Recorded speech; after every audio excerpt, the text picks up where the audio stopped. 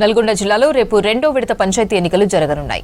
మిర్యాలగూడ డివిజన్లోని 10 మండలాల్లో ఎన్నికలకు ఏర్పాట్లు చేపట్టారు అధికారులు. మాడుగులపల్లిలో ఎన్నికల సామాగ్రి పంపిణీ, స్వీకరణ కేంద్రాన్ని తనిఖీ చేశారు కలెక్టర్ ఇలా త్రిపాఠి. మిర్యాలగూడ సబ్ కలెక్టర్, స్థానిక సంస్థల ఇన్ఛార్జ్ అదనపు కలెక్టర్ నారాయణ్ అమిత్, జిల్లా పంచాయతీ అధికారి వెంకయ్య, జెడ్పీ సీఈఓ శ్రీనివాసరావు పాల్గొన్నారు.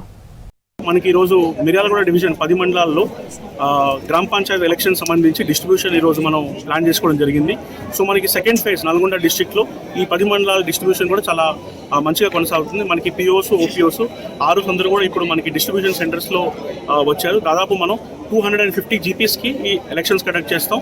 సో 250 సర్పంచెస్ అండ్ మనకి ఆల్మోస్ట్ 2000 వార్డ్స్ కూడా రేపు పోలింగ్కి వెళ్ళిపోతాయి. మనకి పోలింగ్ టైమ్స్ వచ్చి 7 AM to 1 PM వరకు. దాని తర్వాత ఇమీడియట్గా 2 o'clockకి మనం కౌంటింగ్ కూడా టేకప్ చేయడం జరుగుతుంది.